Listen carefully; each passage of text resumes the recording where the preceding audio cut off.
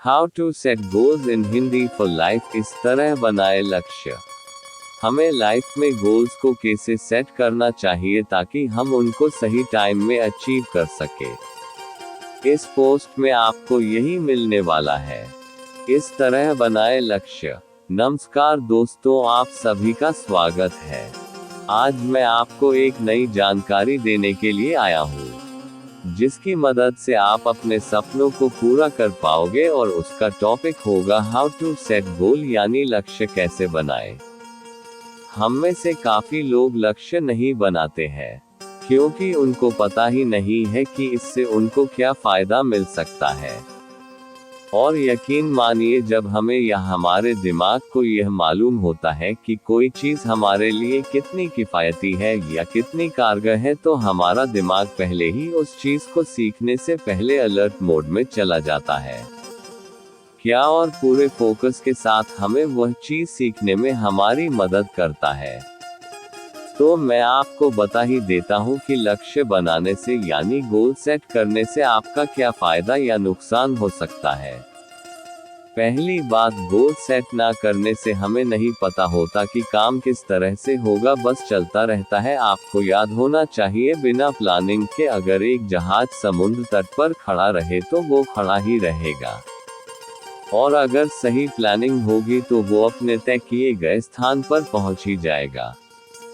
दूसरी बात, जो लोग अपना लक्ष्य बना लेते हैं वो लोग लक्ष्य ही पूरा नहीं करते, बल्कि उन लोगों से कई गुना ज्यादा आगे बढ़ जाते हैं जो लक्ष्य ही नहीं बनाते। लेकिन आखिर लक्ष्य बनाए कैसे, बताता हूँ। पहली बात, लक्ष्य ऐसा हो जो हमें पूरा करना हो किसी भी कीमत पर, वही लक्ष्य होता है। जो पूरा ही ना हो वो कोई लक्ष्य भला कैसे हुआ। अब आते हैं काम की बात पर। लक्ष्य हमेशा SMART होना चाहिए, यानी S mean specific, M mean measurable, A mean achievable, R mean realistic, T mean time bound. एक स्पेसिफिक यानी स्पष्ट। गोल ऐसा ही होना चाहिए जो बिल्कुल स्पष्ट हो, और आपको पता होना चाहिए कि आप इसे कर सकते हो। हालांकि नामुमकिन इस दुनिया में कुछ भी नहीं है, लेकिन बिना स्पष्टता के संसार का कोई भी लक्ष्य आप हासिल नहीं कर सकते, क्योंकि इंसान एक ऐसा प्राणी है जिसके अंदर हर चीज के बारे में जानने की तथा पाने की लालसा है। अब इस सिचुएशन में तो आपको एक बार में एक ही गोल सेट करना होगा। तो आपको ये तो समझ आ ही गया होगा। अब आगे बढ़ते हैं। 2. मेजरेबल यानी मापा जा सके।